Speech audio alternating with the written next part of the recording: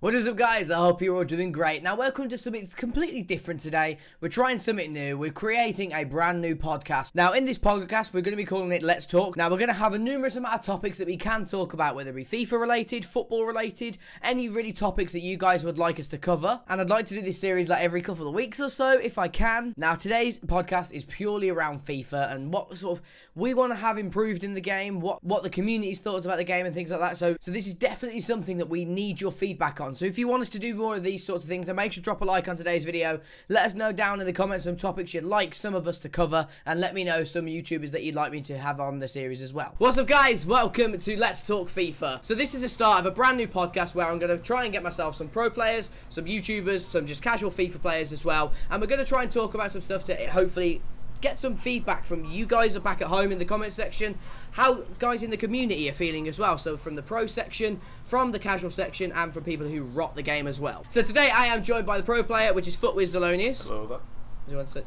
There you go. I'm joined with, of course, CapgunTom as well. Hello everybody. And the kid that loves Dean Marnie as well. That's me. Hi.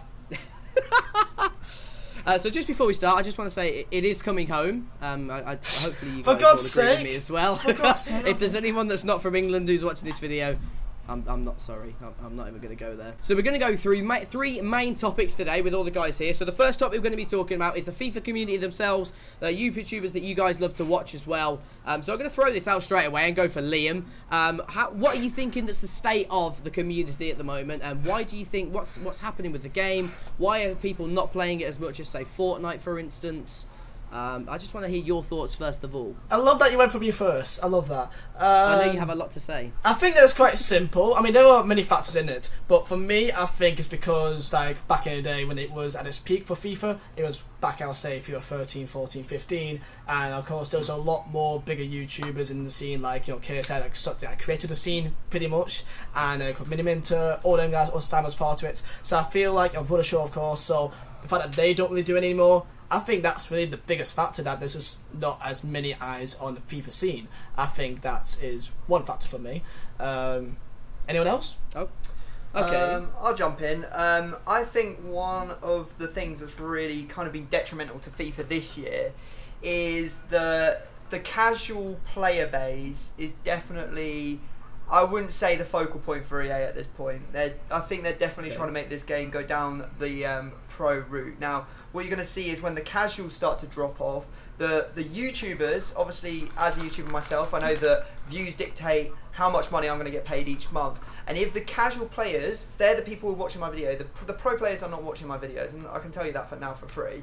The casual people are the people that watch my videos, and if they're not playing FIFA, then they're not going to be watching my FIFA videos. And it's the same for the other big YouTubers, and that's why they're moving away from FIFA. So you got, you know, KSI doesn't do FIFA no more, because the like you might say it's the big guys that aren't doing FIFA that's causing the problem, but it's more likely the fact that the casual players don't want to see, like, FIFA anymore, and that's why those big guys are moving away. So it's sort of like a little bit of a balance, I think, and I think that it's just not in the best place. Personally, I feel the pinch. I know what it's like being a YouTuber at this point. But I think it's opening up avenues for other types of sort of like YouTubers at the moment when it comes to FIFA, especially the pro scene. I think they're doing a lot better than maybe your traditional FIFA YouTubers are. Yeah, and you can sort of see, like, coming across that there's still a vast market for people who watch pro players, because there's a lot of people that still kind of want to improve at the game from my perspective anyway. That's where I come across. But I definitely see that the sort of fun value is sort of dropping off quite quickly. But then again, if we had like solid, consistent gameplay where, say, if like I don't know, like where the silly stuff just didn't sort of happen, would that sort of cause casuals that would want to play the game a lot more? Would it bring, say, the likes of like Simon, Josh, people like that, would they want to come back to the game if the gameplay was better? I do want to bring you into this bit now, Zel, like from the pro scene perspective. Obviously this is the way that the game has turned out from FIFA 17, bringing FUT champions into the frame. This has obviously been a fantastic bit for you, because you've managed to get yourself on Twitch. Obviously, like, you're now a Twitch partner, so congratulations for that too. Woo! But what is your perspective from it? Like, did you watch that much FIFA YouTube before you came into the pro scene? What's your sort of stance on the situation? I'll be honest, out of all the topics we'll discuss, this is probably the one I'm least knowledgeable about, I guess would be the fair term.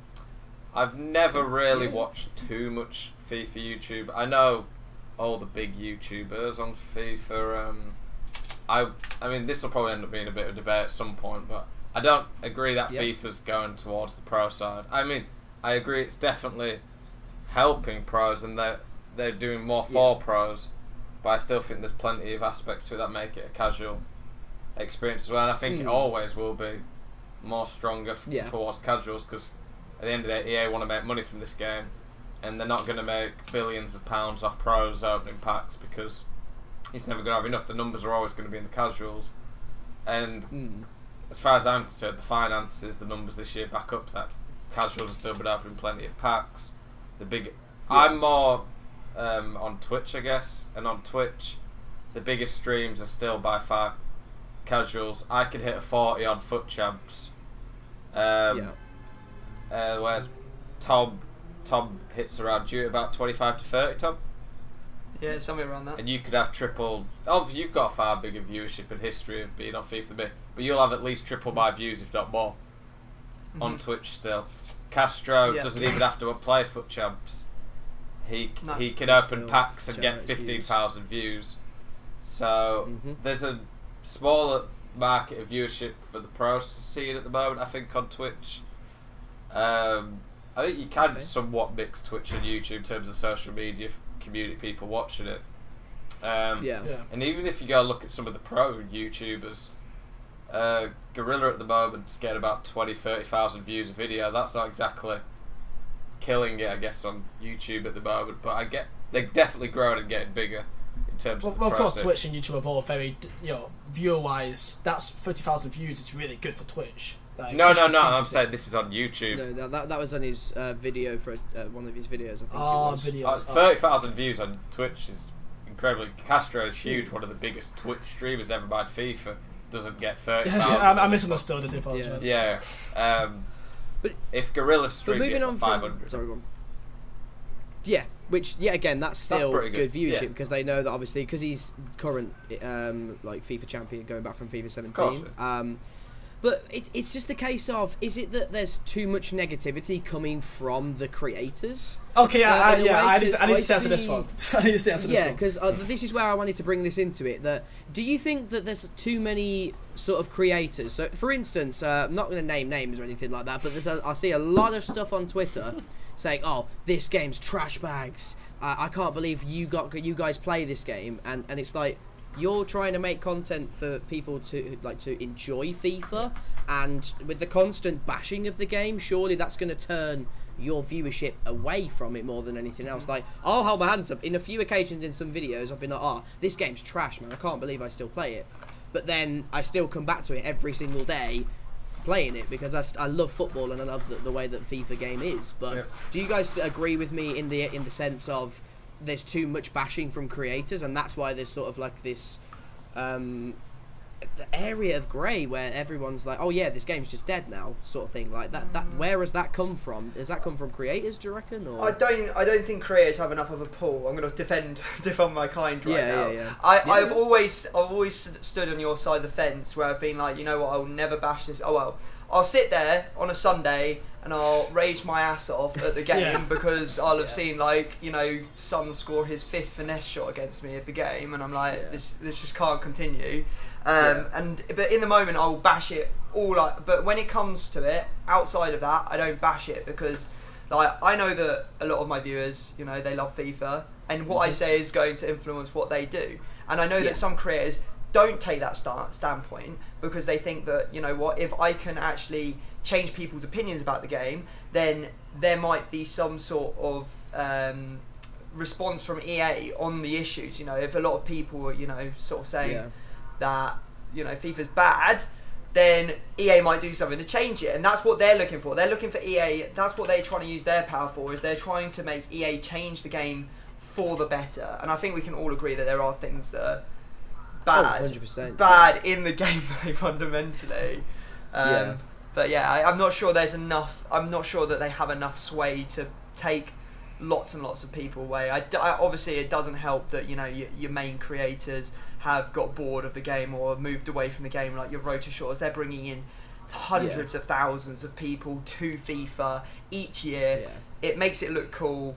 If, you know, Harry makes a video where he's doing a pink slip, you know that a good million kids, or like 3-4 million kids, however many people it is that watch his videos, like, are going to be like, oh yeah, Harry was playing it, so I'm going to play it. Like, but you can't force these guys to make content on a game they're not enjoying. Yeah, no. I totally agree with that point, actually. Liam, I'll bring you into this because I know that you sort of feel quite passionate about this sort of topic. What, from a standpoint of, obviously you are a sort of casual, do you reckon that's fair to say that you're more of a casual at the game for FIFA? Back in like FIFA 12, 13, 14 days, like I played a lot on Virgin Gaming. Back in those days, so I used to play for money back in those days because FIFA 13, 14, 15 wages. I used to do wages and pink slips all the time, and I was relatively. I did used to be good at the game. Nowadays, I'm probably just bang average, maybe just above that. So nowadays I'm relatively casual, especially compared to you guys that play Foot Champions week in, week out. I'm definitely casual compared to you lot. Yeah, and in terms of when you're sort of playing the game.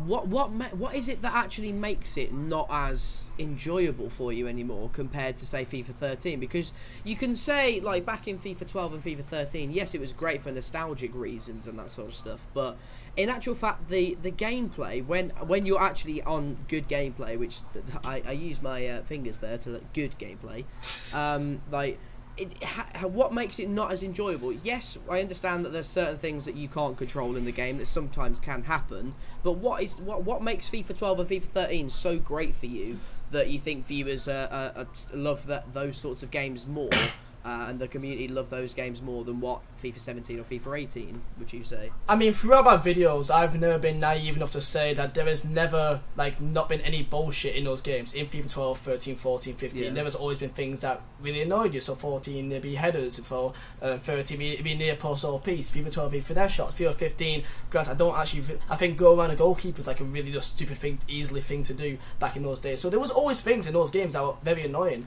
I think maybe it's just because I was younger back then, and, you know, I used to enjoy FIFA more while watching the bigger YouTubers, because back then I was still, like, you know, 12, 13, 14 years of age, and now that FIFA's taking this from me, I always saw the pro scene as a niche. So back in those days, it was only really FIWC that I saw as the professional kind of route to take, or just Virgin Gaming and stuff like that. So I've always seen the pro scene as a niche, and for E to try and take that niche and make it really the main driving force for the game with the advertisements, to try and put all their money in, try and get as much money out of it as they can, that's kind of how I see it detrimenting the company for, of course, the casual players that don't want to become a pro player. So that's how I kind of always saw it. So yeah, people made us enjoy those kind of FIFAs, FIFA 12s, 13s, because they just seem to have more happy memories for some reason. That could be due to many reasons. If it's just as simple as a soundtrack or whatever, something as simple as that can mean a lot to a lot of people. But yeah, for me, when it comes to pro scene, you control one player of a team of 11. It can never be perfect, and that's my thought on that. Okay, so moving on to going through to the pro scene. Now, obviously, people who are watching this video here, my close friends know this as well. I've been trying to improve myself at the game quite a lot to try and push myself possibly into the pro scene. I haven't been able to do that thus yet. It's still in like a practicing phase if I can push myself to try and get there. And we're moving on to the topic of where I get plenty of comments saying, oh, you're just pay to win. You can only get better at this game by being pay to win. Now, Zell, I definitely want your views on this here, because obviously being from the pro scene yourself, you probably come up against a lot of teams that people have paid quite a lot for. And what is your stance on it? Does it really make that much of a difference, saying, by having like an R9 Ronaldo compared to, like, I don't know, Aguero, so to speak? Because Aguero is a lot more affordable than he used to be on other FIFAs, and R9 obviously is still like the 2 million coins, but is there going to be that much of a difference, say, from you using the Aguero Ronaldo compared to, say, Liam, who's a casual, who might finish bronze 1 every week? Hey, okay, that's just rude. Like, is it going to make that much of a difference for him to finish higher if he does have the more elite tier players? So, pay to win is, I get that's the term that's used across gaming in general. I see FIFA as more pay to have a huge advantage. Elaborate on that. Yeah, I will. So, so you can get into the pro scene. You can do well on FIFA without spending money, but it's very rare and very hard. Not to brag, but just it's an example of it. Until February, I didn't spend a single penny on my account. So my account was a road to glory till like, you know, those Lunar New Year 2-for-1 packs. Oh yes, yeah. Regrettably, I bought 2 sets of them with about 30 quid of FIFA points. I wish I'd never started being a road to glory all year.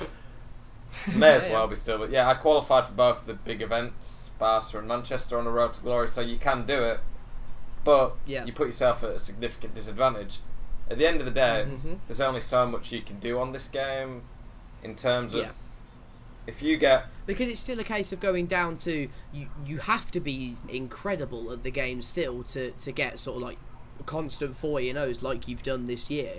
Like, say if Liam did come up against you, you had your RTG team, say, in, like, I don't know, October, and you were still rocking the likes of, I don't know... Martial, Son, Martial, like your Sons, your Martials, your Baillies, and Liam had, like, I don't know, R9 Ronaldo's 94 card, Ronaldinho, that sort of stuff.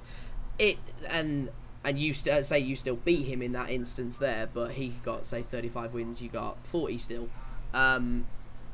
What would make the difference for Liam there to say, so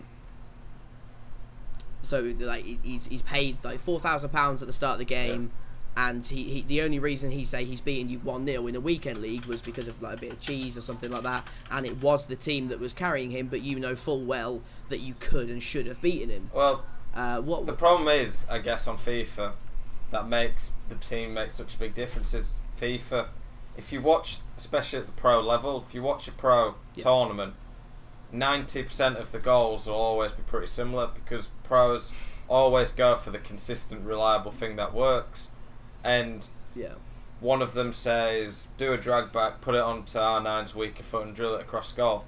If you've got, say, I used this weekend 97 Cavani. He's got incredible stats, lots of 99s, but he only costs 400,000 coins or something. Might be a bit more, but whatever. He's pretty cheap for a 97 because he's got 3-star weaker foot. R9 has 5-star weaker foot, so in qualifying months this year it cost 7 million coins, which is just, it's ridiculous. It's insane. But it costs that much because that 5-star weaker foot, it doesn't make you a better player than me. If you've got, it's just like that clinical chance that you need, need him to bury it. He'll bury it over like a Cavani, say, for that instance. Yeah, if Martial says put on, he's an example of one of the very cheap OP players. If you put him on his left foot, defending, there's a good chance he will miss. If you put R9 on it, it's pretty much just the same as on his right. So the team make a big difference in that. But at the same time, if anyone wants to use the excuse, oh, I can't go pro because I haven't got the money to pay for it, then I see loads of those excuses over on Twitter and stuff like that. I would go as far as say it's just nonsense, but at the same time, you then have to put a lot of time into it. But there is with FUT Champs, squad battles, which I don't play, don't enjoy it, but all these different forms of making coins, trading, you can get a good enough team, but it puts you at significant disadvantage. And the November qualifying month, definitely you would have had a different leaderboard for it if it wasn't so much that people... If everyone sort of had to use the exact same team. Yeah, sort of but by February, for the second qualifying month in terms of feeding into the pro scene, by then, if Team of the Year has come out. If you don't have a good enough team by then it's probably just because you wasn't good enough at the game to do really well in FUT Champs.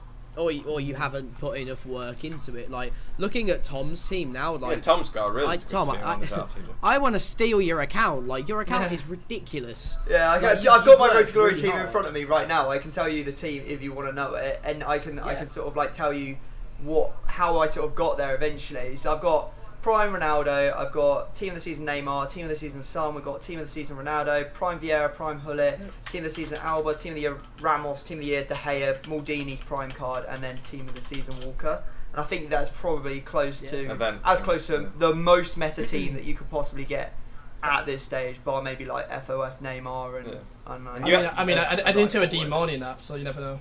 Just saying. But the thing that I found was, because this was a Road to Glory, the difference is that the people at the start have the huge advantage where, like, you know, Martial at the start, I could go through my club now, I paid 60,000 coins for Bailly in the first 3 weeks. I paid over 1,600 games with him, which makes it kind of like worthwhile. But you know, like Bailly cannot compete with, I don't know, for example, Team of the Year Ramos, or Prime Rio Ferdinand, or one of the prime centre backs that would have come out early on in FIFA.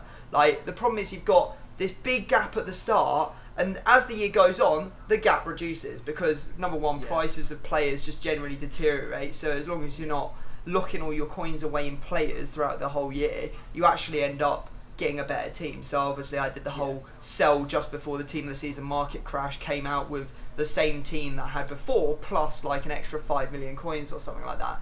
And that's the main problem, I think, is I think that because the gap for those who are going to play like competitively at the start, they put so much money into the game, or some of the, not saying everyone, but some of them do, and some of them more, say someone who's like who had the same team as me, you know, they've put £1,000 in the first week. There is no way that I can even touch them, like with the team that they've got. Like, I would have to get extremely lucky to be able to beat them.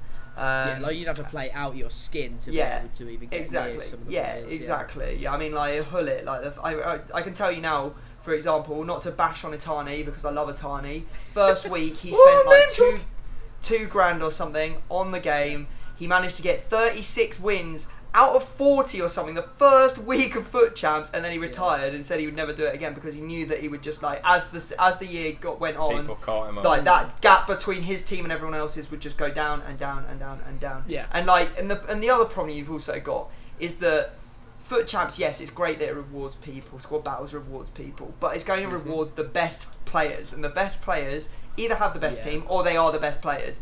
And so now the gap is getting bigger. Like, rather than there being a way, how is it someone who's doing a Road to Glory is supposed to catch up with someone who is like going faster than them?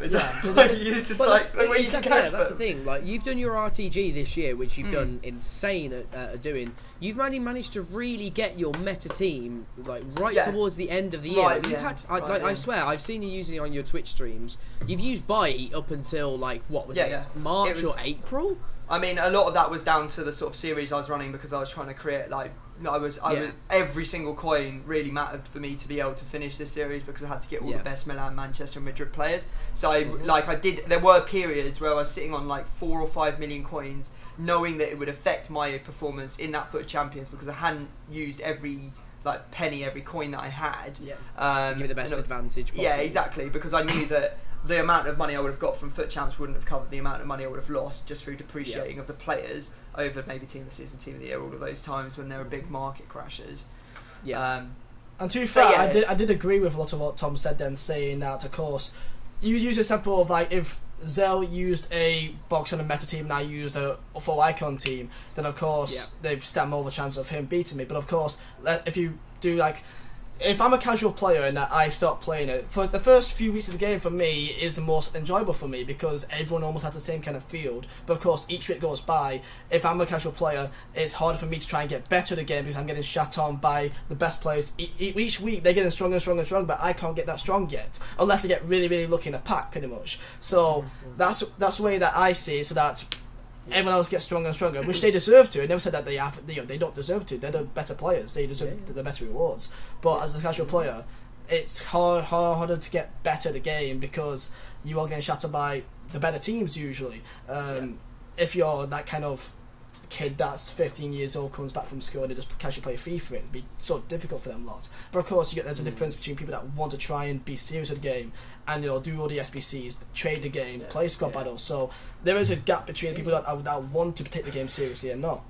I think one of the main issues, and I know that it feels like I'm bashing on pros like throughout this whole thing. I'm not at all. This is the system. This is FIFA, and this is how. And everyone's doing what they can to exploit the system to get the best team, to give them the best competitive advantage. But I'm not saying anything against the pros at all, or the people who are paying to win, because every single way that you play this game is legitimate. But I just think. Oh, I've forgotten what I was going to say. I had a really good point. Now I can't remember what if you think we're doing this on pros, though, then just shout at us, please, because you're supposed to be the voice of them right now. So well, that's the thing. That's why I've tried to get different areas of FIFA. Like you've got Liam, you're the casual. Zel, you are sort of defending and sort of trying to put forward the points of the pros. Well, me and Tom sort of play the game to shit. Yeah. and still struggle. Just sit at the same level all season. Can't get any better. What I was going to say was my point was that effectively I don't think there's enough variation in this game in Ultimate Team especially. I don't think there's enough variation for the casual player. There's nothing for them to work for. Like all of it revolves around foot champs. Let's face it. That's like the weekend foot champs. If you're not playing foot champs, like why would you play what's the point of you playing the DKT if you're not going to play foot champs? Yeah. You're then limited to seasons. Let's face it. Which is dead. It's not like who wants like 3,000 coins for winning Division 2 or something like that. I mean, like what is the incentive for winning that? Well, my question here though is that I've had this debate on Twitter enough times now, but like all the nostalgia saying, "Oh, FIFA Foot 12 was the best. It was so good." Like there was absolutely just no content. And people say, "Oh, Foot Champs is ruining it. It's not good for the casual anymore." It's like, well, you can casually play Foot Champs, get 15 games done if that's all you want to do, and you still get 40,000 coins. But Foot Champs has added a lot of content compared to what was there. It's just added to Foot. I think it has added a lot of seriousness to it. It has added a lot of competitiveness and seriousness to the game that the casuals probably don't want to. There are quite a few people not sort of. Well, they could just choose not to play it though, whereas it's not really taking other content away. The squad battles. So I'm not sure it's taking other content away, but what I think is changing how people were playing the game, because. Now, instead of people, just wanting to play a game with their team to try out different players, whatever, they're now, like, if they're playing Foot Champs, or if it's their opponent is playing Foot Champs, their opponent is thinking, I have to win this game, because if I win this, I get to the final of the Foot Draft and I get better rewards. Or if I win this game, I win Division 1 and I get more coins. And so, and obviously that then spreads throughout everyone, because everyone's now like, oh, I can't use the team that I want to use. I have to beat this person, otherwise I feel terrible. Even if they're not playing Foot Champs, they're like, you know what, I don't want to use like some fun players, because then they come up against, like my pub stomping team. It's just not fun for them. So. I think the foundations of FIFA as well, of that back in the day and what it used to be back then, is that skill compilations, stuff like that. You skill players score some ridiculous long shots, ridiculous goals. When's the last time you saw a skill compilation on YouTube? When's the last time you actually come up against a skill squad on the game? Even if you play single player is really the only place. Not single player like online matches. Those are the only places that you will see some weird ass funky teams, some silver informs. When you've last come up against a silver team in FIFA? Well, I'll give you another point to that then. So, you were saying, oh, you can't use the team you want, so to speak, and all that. Before Foot Champs, and after they got rid of coins, when were people getting these amazing teams on road? Like, Tom, would you have been able to get near that team without any Foot Champs rewards at all? Like, most people... No. We say, oh, they can't use the team they want, but most people I know who are like gold free players have insane teams now because of Foot Champs. Because over the year, the rewards stack up. And these aren't even people who are playing it hardcore. A lot of casual players have insane teams because of these rewards. So like, Foot Champs has helped people be able to use lots of players that they never had before. Pele a few years back was like 15 million, wasn't he? Like no one could afford him really, unless you literally spent your life savings on the game. But now he's gone down. I kind of like that. I kind of like that though, like how rare he was. That if you had Pele, you had Pele. Like that was mental. I kind of like that kind of aspect of the game. I get that, but we can't have it both ways. That people say, "Oh no one gets the good teams," and I don't like it because I can't. I never get to use Ronaldo. It's not fair. I don't want it to feel like we're all like ganging up. It feels like we're all ganging up on Zell. Like, I feel bad about it. I'm trying to back. I can defend. That's where I'm saying that where a lot of casuals are saying I can't. Where back in FIFA 15 and FIFA 16. It's so hard getting the good players. Yes, you can use them in the draft, but I want to build a team around Ronaldo. I want to try and get Ronaldo as early as possible to play as many games as I can with him. FIFA 17 comes, EA give us foot champs. For me, beautiful. I can now use any single card that I want to in the game. Even if you're semi-good at the game, getting gold 2, gold 1, if you consistently get that over, I don't know, 3 or 4 months, you'll be able to afford that Ronaldo really, really easy. You'll be able to build a team that you want to build, but then you have people that... Not shots at you here, Liam, that say, oh, I don't want to come up against Ronaldo every game. Oh, it's too hard. But then that person's probably said as well, oh, I want to be able to use that Ronaldo. Now, EA's given you the facility to do so, but then if you're not willing to put the hours and the hard work in to get that card or get that player or get that team that you want, it's like there's always going to be sort of the people that want something, but then there's always something to complain about that thing as well. If that makes sense. It's a bit like, look at I don't play it too much, but Fortnite obviously is not remotely pay to win, but you could say it's pay to skin in the sense of if you want to get the highest, is it the battle pass where you get to level 100, you get the season like like the best. It was like a John Wick thing. You either spent a lot of money to get something that literally doesn't change the game other than how you look. Yeah. Or literally just intimidation. Isn't it? Like, or you grind and you get really good at the game and win lots and unlock the skin that way. FIFA. And you've earned that skin. Yeah, exactly. People want something to grind towards.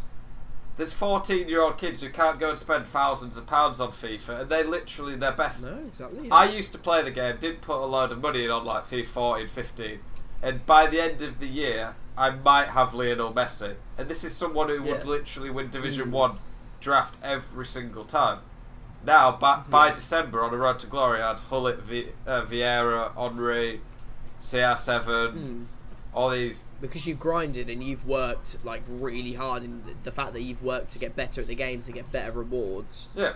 That's where it's like you deserve those cards. And people complained before, oh, I never can use the best players, there's no way of getting them, it's completely pay to win. The only way to get the good team is by spending FIFA points. Was opening packs. So on this side, I've got to defend EA in the sense I don't really see how they can win.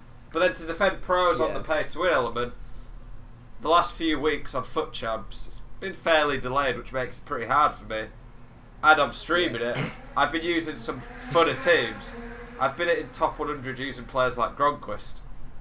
Oh mate, I remember the King Brexit weekend where Harry Kane took you to, what was it, 39 or 40 and 0? Yeah, I used some like, so Tom, you got like almost a perfect meta event team, and most people try to build those type of teams, but I've been hitting top 100 every week for the last month or two, with using teams that most people would struggle with, as proof that you don't necessarily, if you're good enough at the game, you can.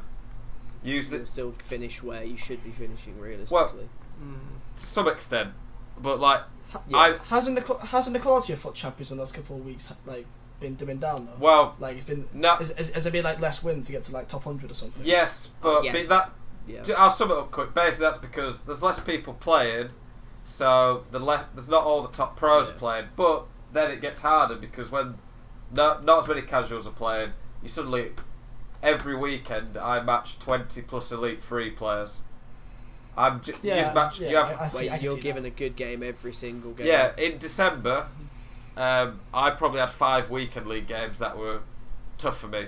Not just being realistic. 5 to 10 games, 30 games I could batter people. Whereas now, the first 10 games are pretty easy. And after that, I might get 5 easy games. Whereas first 10 games, you've got Alan from Stockport playing in his briefs.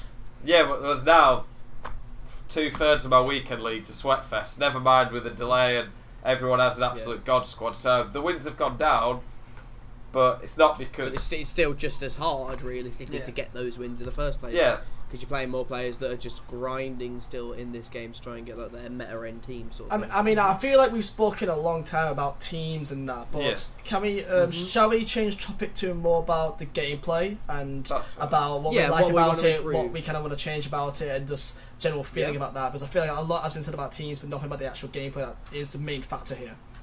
Yeah, I feel.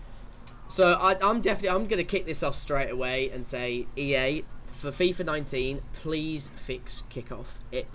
Like, a lot of people absolutely people have stopped playing the game because of it. It's like, oh, what's the point in scoring if like my man with M and EK is just going to run down the pitch and score on me, where my defenders basically run backwards, they can't do anything, they basically fall over each other's legs. Like, I've seen on multiple occasions that, myself included, rage the hell out of this game because I've just worked my ass off to score like a banging goal, top bins or something like that, and then he just runs through your whole team and you can't do shit. Like, that is probably one of the most frustrating things on my behalf anyway about the game, is that how is that a thing? Like, when you're coming from a competitive nature, if someone's able to just like score a kickoff on you, like we've seen in some tournaments as well, and stuff like that, like it's just ridiculous. Like, I've seen in a couple of Tom streams, like he's worked his ass off to score, like to get like where his Blanc of Ferdinand at the back have kept him out the whole game. He's gone and scored. He's managed just to take the lead, and then his Bailly will just like flick his leg up in the air and try and smack him in the face and just completely miss him, and then he scores. Like, I don't see how that's fair to me, and how it's such. To me, it's such a simple thing to fix, but whether that's the case or not, well, they did fix it, and then they put it back. I don't even think they fixed it in the first place. Honestly, I think they just made it up. I think I can give you a bit more perspective on the fixing side, in the sense of. Yes, please do. Have you heard of the term spaghetti code when it comes to video games? Yeah. So when I have no idea. Yeah. I mean, I haven't, but yeah, go ahead. When it comes to making changes in games, I'm not trying to defend it because it is unacceptable that Kickoff's an issue, and I'll give you a nice memoir of Kickoff and FIFA 18 for me after this. But spaghetti code is basically where they change something in the game, and then it changes, and it breaks something else, and they don't actually know what it is necessarily. And I think one of the problems with FIFA is that because it's a yearly cycle, they're forced. Probably by this is just me guessing or giving a random number. They're probably forced by January to put all their, or half, 3/4, whatever, their development team onto the next cycle to get that out. If it was a subscription-based game, like or a game that's constantly evolving, like a League of Legends or an Overwatch, Fortnite, if there's a bug, we'd probably have a better game, like a lot better game. Yeah, everybody who works on the game is working on FIFA. Not FIFA 18, not FIFA 19. Just 19, they're not split. Just FIFA. So that makes it a lot harder to fix these issues. I have thought for a long time that you've got, because I did computer science at university, learning how to program computer games, and I can see what their team is like. You know, you've got iteration and iteration of FIFA that have been coming through, and they've got like, they start off with this like thing from the year before, and they're like, okay, so we had like, you know, Alfred, he left the team last year and he coded that whole bit of like finesse shots. No one touches that because no one actually understands that piece of code because it's really complicated. We're talking like insane physics here that they're going to have to go through and understand. So they're like, we'll just leave that, and then they just like mess around with other stuff. So I can see how it ends up getting into this situation where like obviously they're intelligent guys. There's no way that they could create a game like this without being seriously intelligent. But I think overall there's definitely some things that are just not programmed the way they should be, the most effective ways, and maybe there's things that I can't imagine when there's any one person that could tell you every single thing that happens in FIFA, like every piece of code. And I think that might be part of the problem, and you're definitely right, Zel, when you're saying that, you know, if it was subscription based and they were all working on the same thing, they could have an offline version where they go through and they're like, okay, we'll try that, see how it works, have a couple of play testers, and if it doesn't work, then they can just revert back to the old version, and like, and but like with you know what you're saying, they're going, half their team disappears off the start FIFA 19 as soon as FIFA 18's been released. Like, what are they going to do with the game? It's just going to end up being a bit of a exactly. Like how at the start of this year, like I'm talking like the very start, like early access going into the first week of FUT. That was one of the most fun parts for me. The gameplay felt, like it was brilliant. Yes, goalkeepers had a few issues, but where they tried from the day one patch or whatever the hell that they called it. It broke everything, and it seems to happen every single year. Well, like, it's been 2 years in a row, right? They've done that. Yeah, right? where everyone's enjoying the game except for a handful of people that are saying, "Oh, goalkeepers are so broken, I can't do anything," and then EA decide to go bang and switch it up, and then everything just breaks. Goalkeepers were incredible, and then you can't finish to save your life because everything's at the pace of a snail. And then once you've like taken that first couple of weeks to learn that particular patch, how everything works, what's going to work for you, what's OP, what's not, and then they just go completely change it after like a week of the game. It's like, is there really a need for that? That would be an improvement that I would say is let the game breathe for the first couple of weeks and then have feedback from people, say like YouTubers, pro players, say what really needs improving drastically, rather than just going over the whole consensus of saying, oh yeah, goalkeepers are way too shit, when realistically it's just a lot of bad defending and it only needs a couple more improvements. But I don't know whether I've got you some guys perspective on that in terms of the... go for I it. agree with you that we didn't even see a weekend league with the first patch, which was an issue for me. Yeah, exactly. But to look at it from EA's side, the first few... I'm not a businessman, I've never worked at one of these big game companies, but I can only assume the first few weeks, sales numbers, where they're ranking in the charts, just like what they have to report to their shareholders of how much money they're making, are by far the most important. So when the game comes out, it's also a thing of, for every... not many people tweet the positive stuff they think about a game, because they're too busy playing it. But if people hate a game or don't like it, they're going to be tweeting instantly about that. If there's a new gun on Fortnite that people like, they're probably not going to be posting too much about it. If there's a new change in Fortnite that they hate, the internet will go crazy. Oh, you best believe you're going to hear about it on Put Twitter. it this way, if EA put a tweet out about some new promo on the game, people aren't going to tweet on it saying, love the gameplay at the moment, great job EA.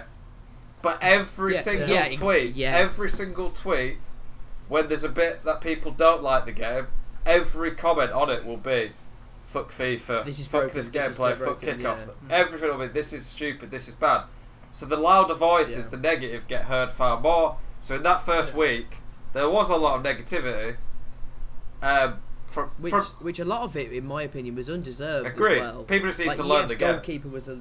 Yeah, exactly. And everyone just wants to be able to, like, yes, I want to be perfect at this game, day one. I want to be able to fuck everyone over by doing this one thing.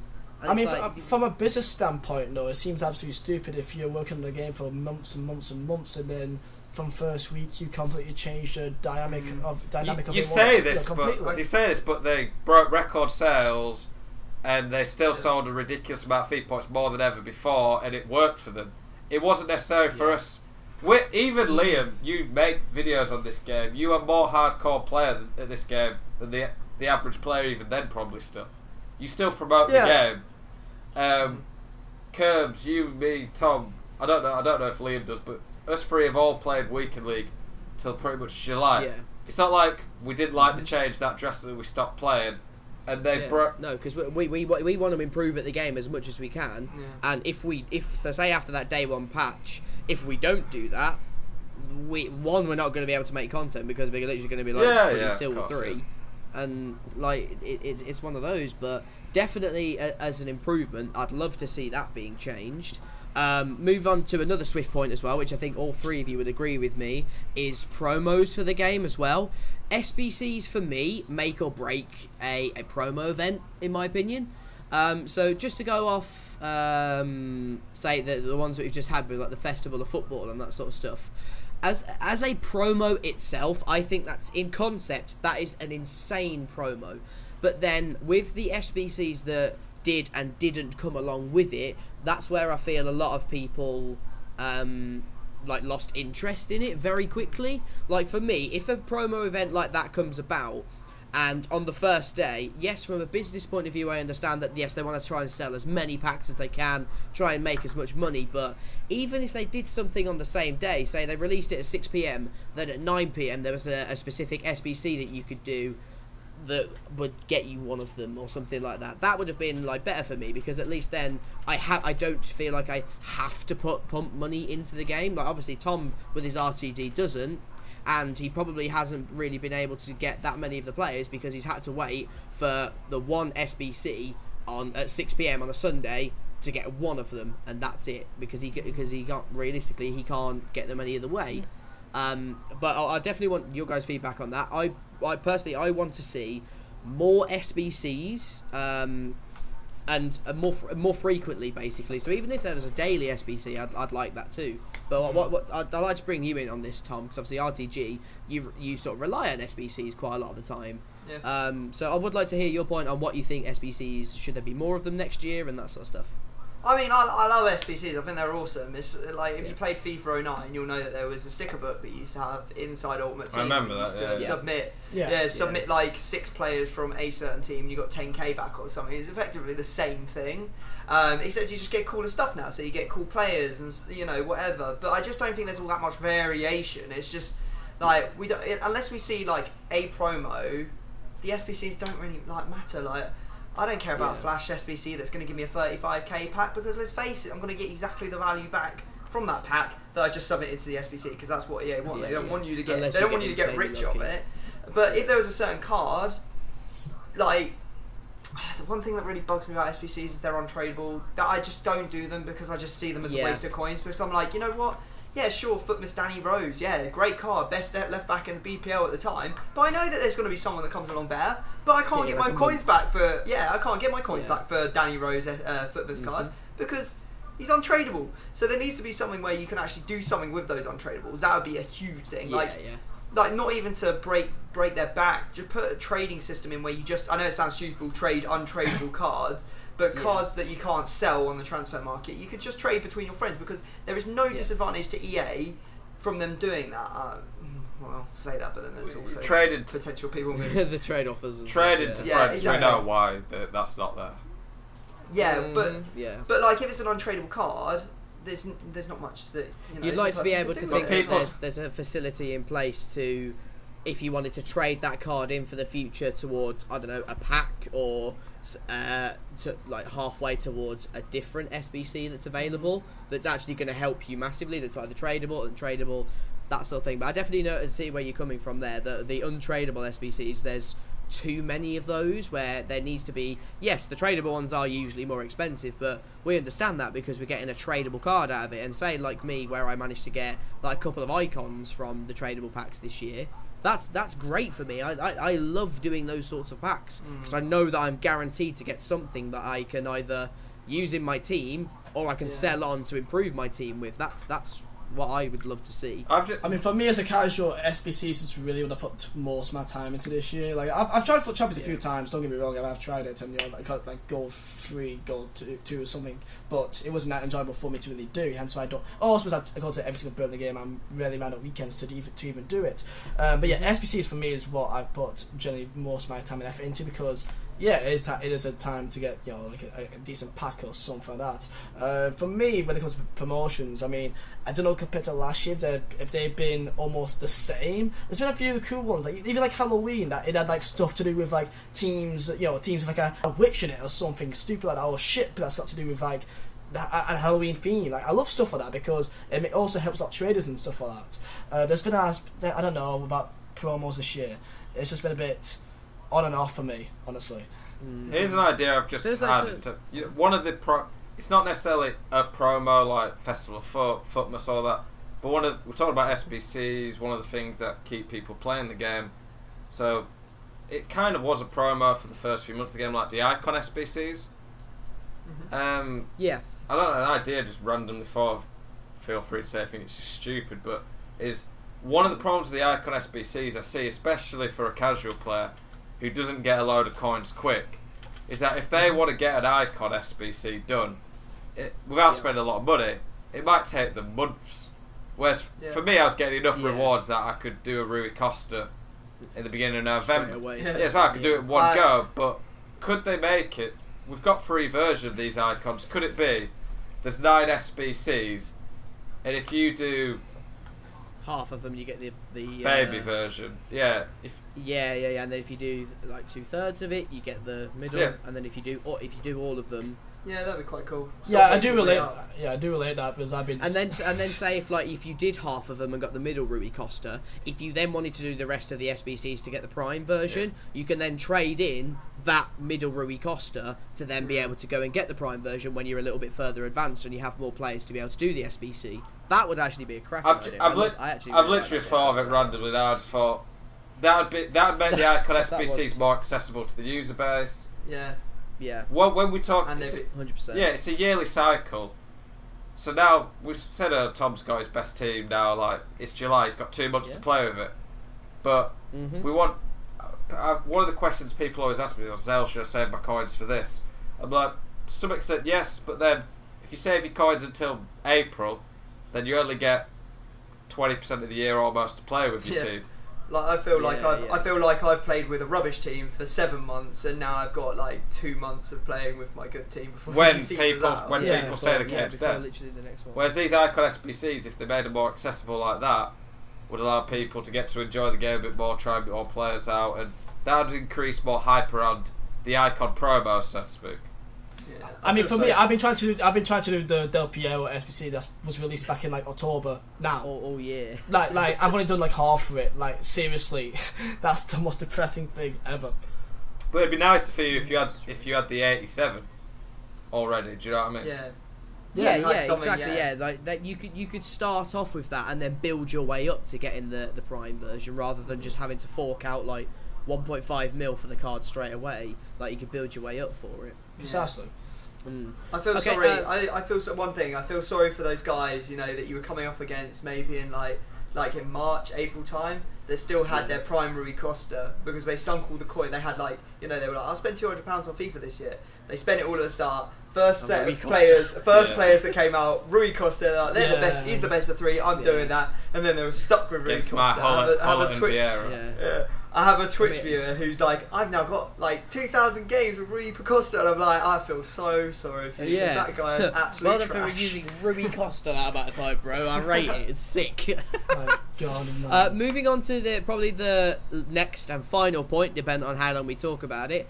I would personally love to see Foot Champions revamped. Now, to go put a little context onto it, I believe 40 games for a pro for a pro player who probably gets through games a lot quicker than the average person, over 3 days is okay. But say if you're someone like me, like Tom, like Liam, and Zel, you can put yourself in this category as well, who, yes, we do play Foot Champs, but over a 3-day period where we're either working, making videos, that sort of stuff, it is, like you said, it is too much. It's too stressful. And by giving us that extra day on the Monday, that means you can split 10 games over 4 days, pretty much. That's like 2 hours a day or something. It's not, exactly. And to me, that is so much more doable. I feel very strongly about this one. Yeah. I was going to say, I think you would, because it's actually, in a way, it's putting a lot of stress on people as well. Like you're saying, oh damn, I need to complete 30 games on Sunday. Oh great, what am I going to do in my day? I'm going to be playing FIFA all day. Which to some people they love that, but me, I can't put myself through 30 games like that. I don't know. Most people can't play FIFA all day because they have lives outside it, and they're not on their summer holidays. Like from a pro perspective, I can completely understand. Like you need to grind this game out to be able to either get to tournaments, big your name up in the community and that sort of stuff. But say like, you know what, we're going to go back to Alan from Stockport again. If he works weekends at Curry's like someone else in this bloody call does, and it's lovely, how is he supposed to play 40 games over 3 days? It ain't happening, is it really? I mean, the funny thing is that there's been how many weeks of this game that the weekend league has been delayed? Extended by a day. There's been so many weeks that it's been. I would say 4 or 5. Yeah, I'd probably say. Yeah, it's definitely been like that. It's been more than 5. But that's the thing. When they have done that, you see everyone on Twitter like, yes, that's sick, thank you EA so much. Like, Tom, I've seen you tweet. Liam, you don't play Foot Champs anyway. No, I was buzzed.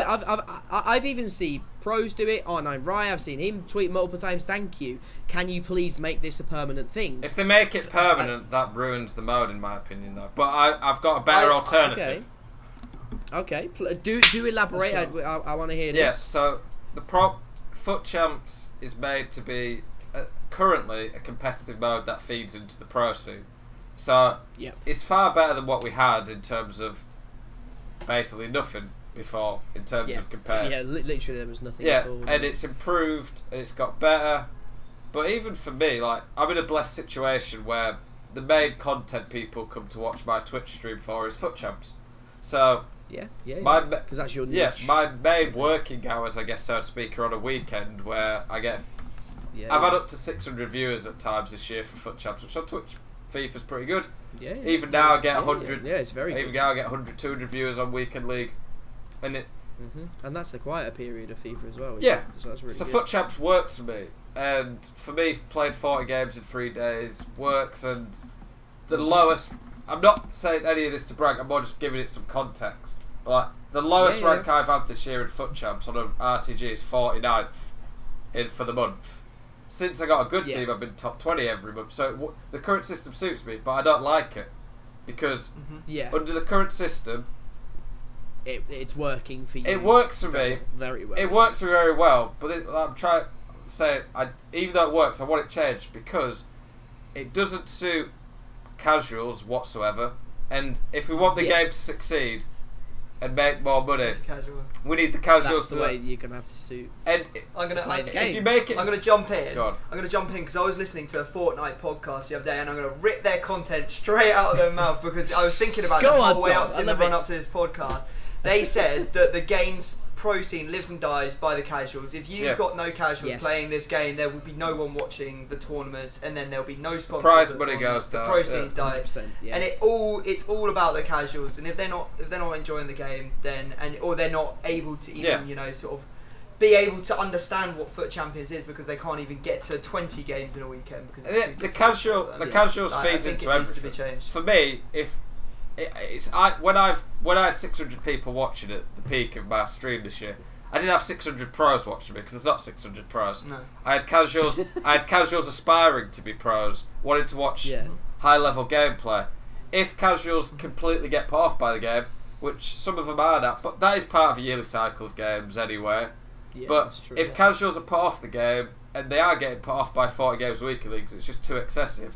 Then people stop watching me.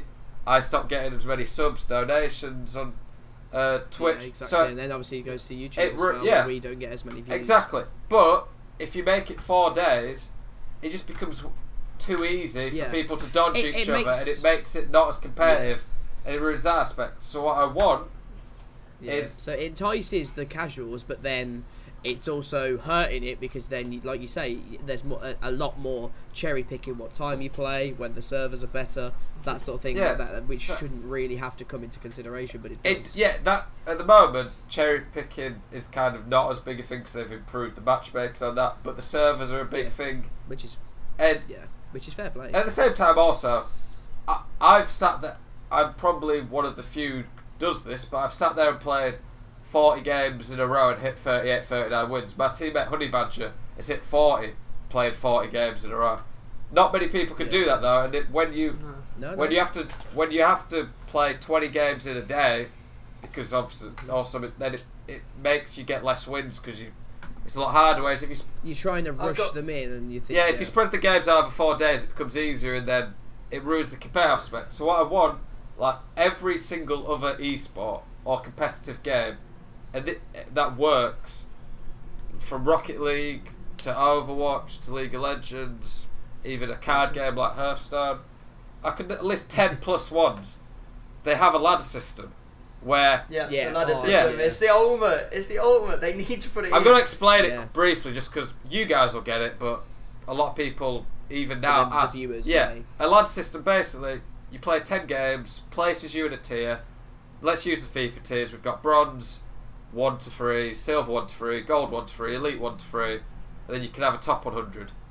it could, Masters yeah, something maybe 2 tiers above Elite 1, yeah, but you'd have at the top end, if you're a top 100 player in a ladder system, you can only match against an Elite 1 or a top 100 player. Yeah, exactly. If you're a Gold 2 then player, you're playing. Yeah, you play people your level. If you're Gold 2, you only play Gold 3, Gold 1. That's another problem with Weekend League, the matchmaking. I have people come into my stream and say, why the fuck am I matching you? You're on 34 and 1. I'm 18 and 17. It's not fair. It's not enjoyable for me because I don't feel like it's too easy for me. I want a proper challenge, and it's not good content for my viewers. And then it's not fun for the person who literally goes into the game, sees foot with Zel's like, great, I've already lost. I literally have people quit on the team screen. Because they know. Yeah. Oh, that triggers me. I think that is the future, though. I think that for people like me, that yes, I may be relatively casual to the game, but I do enjoy can stay like your FIFA. bracket, FIFA's all I've ever played. I want to play FIFA. I want to try and get better at it. Because me and what I do, I go to all football games. Of course, Saturdays for me is completely out of the way. Friday night and Sunday morning is also out of the way for editing videos or travelling. So I have no time to do it at all. But if it is, if it is like that though, that I am playing, let's say if I'm a goal 3 player, if I'm playing against constant goal 3, goal 2, they're all my kind of range. It will be very enjoyable. I can put more time into it. So the last system for me is the future for FUT champions. Definitely. Exactly, and then when you're progressing even further, yes, you start to come up against harder players, but then you're going to have to raise your game to stay in that certain bracket. You must be better to then get into that zone. People, it makes sense. People say, the problem with that is it's just whoever plays the most games. It's not, because if you're a Gold 1 player and you can't beat an Elite 3 player, then you won't climb. And at the same time, you can do unlimited games throughout the week. So if you want to grind the game and improve, you'll improve and only be playing people at your level, and you'll only climb by getting better. And it means, to use what you said earlier, KIRBZ, Alan from Stockport, who might only have 2 hours in the evening. He might have, fucking Alan. Yeah, he might have 2 hours on a weeknight and then 4 hours on a weekend. If he so chooses to put his free time that he has that into it, that's 15 hours maybe a week he can put into playing it, and he can improve. It's not 15 condensed hours that he has to play in that certain time period to get everything rushed in. And it's my job, and it doesn't truly show the reflection. It's my job, and I've still had weekends where I've had 12 hours to play because I've had a wedding I've had to go to. I've got my wife who's home that week. What happens in a qualification month currently for a pro? If they have an emergency and they're really ill for a weekend, they just don't go to the event. And a ladder system doesn't punish you for that. It doesn't punish you for the whole month. And in terms of rewards, you just say, okay, midnight on Sunday. On a Sunday, Tom had just broke into Elite 3 at 5 to midnight. He gets the Elite 3 rewards on Thursday at the same time. All it rewards is people who can beat people at a better level. It doesn't reward those who can play at a certain time. What you really need is you need basically to be winning one and losing one. That's the sort of tier you need to be at. Like, you're playing people at the same level as you, so you should be about 50-50 as to whether you're going to win or not. And if you're doing better than maybe you're getting 55% of your wins, that means that you're slowly, gradually climbing up the tiers, and that's how it really, I think, should be. And then all you have to do is, obviously someone could pay someone to get them up to Elite 1, and then they just sit there for like a week, but you have like a decay system. Exactly, so you don't play 10 games or 20 games or something throughout the entire week. I think that'd be fair. Like 20 games throughout an entire week. You decay one whole tier, or it depends, like what, as you said, what if tier. you're top 100, you'd have to maybe play 50 in a week, because it's not unreasonable to think the top people who want to be in the especially top over 7 days. No problem. Exactly. No problem. So that just work. That would suit casuals. It would suit pros, because currently I matched a guy who's qualified for Worlds this week, Sakul, a German guy, twice in 3 games. That's the only time I've had anything crazy like that this year. Whereas until about February, I could on one hand count the amount of pros I played in FUT champs. I played the Man City pros in back-to-back weeks. I was like, brilliant. I was like, cool. That's a loss then. Yeah. I'm like 28 and 11, and I'm like, oh, first chance ever getting elite, last game, Detto. And then Cool. just that. Thanks for that. Just death happens. That literally, you just reminded me of when I was 21 and 0, and in the next 5 games, I came up against Tex, Gorilla, and the lad from Tim Latka in the space of 5 games. I was like, I really, I understand. Yeah, literally. And then that weekend where I got 37 wins and it wasn't top 100, EA, I don't like you at all. But pros would get better because they would have to be playing other pros. Yeah. It's not weekend 100%. weekend league is not good practice for a pro because would it be good practice for Man U to go and play conference teams every week? Yeah, it's like a season like Man United playing Burnley. Accrington Stanley, and then they play against Chelsea 5 You times. get better playing the best. Exactly. And there's people who've qualified for events this year who didn't even beat an Elite 1 player in their qualifying. You could lose 10 games in qualifying, but it's exactly. And then there's certain people that get DC'd or their nan's got a broken toe or something and they can't play. So it's like a lad system. What was casuals that? Nan's got a broken toe. What's that got to do with anything? it's just an example, Liam. Okay. This is Alan from Stockport. Alan from Leave Alan alone, okay? He's lonely. Alan. My fucking pink flamingo, mate. Love it. That just suits everyone, and it means there's a ranked. Like, what other game has no competitive ranked play throughout the week? And probably better. So are you saying just completely just ditch the weekend aspect and just make it a full-on, just each day is just a ladder system? It would be really, really nice to see a revamp because we played 2 years of it now. Everyone's sort of... They're going to play it either way because it's one of the only ways of playing to get coins on the game. Well, a massive amount of coins on the game anyway. And I feel like people are getting tired of it as well. So it would be very nice to see that change, a step change in that. Why don't you have the ladder system, call it FUT Champions, and then Friday, Saturday, Sunday, you make it so it's double points. Double points. Not even double points. There's a 30 game system, not 40. So 30 if you want to play it, and it has each weekend it has different squad restrictions. So one week it might be 82 rated max, gold only on bench and started. One week it might be silver only. The rewards will be a bit dumbed down. It'll be like squad battle level rewards, and it's just a bit more fun on the weekend. That if you want to play it, you've got that time. But it's not. You're not forced to play it because you can still get the FUT Champ rewards that can be played at your own time. Unlimited games throughout the week. That's still open on the weekend. But then we have some different teams. People like you said earlier, Tom. You don't want to be forced to play with the absolute best meta team, but FUT Champs because everyone else is kind of forces it. Whereas you have to. Don't you? If you have that throughout the week. But you also have a 30 game system with cool restrictions and different rewards. That gives you content on the weekend that's a bit different as well. Yeah. Yeah, exactly. And now, as we're going over the hour and 8 minute mark, I think that's where we're going to leave the podcast for today. What about the career mode people? They also exist. Career mode people. I'll tell you what, let us know down in the comments. Let us know down in the comment section whether you'd like us to do a topic around career mode. Let us know who you'd like to see added to the series as well, because obviously we've got the guys here. So massive thank you to Tom. I was going to call you Nathan, but everyone knows you as Zell. Zell and the Dean Marnie lover. Let us know what other topics you'd like to see down in the comment section. Drop a like. Make sure to check everyone out down in the description. And if you go to Liam's, just pre-warning. I don't know what you're gonna see over there. To be honest, you might find yourself. So yeah. So to the next one, guys. We'll catch you guys later.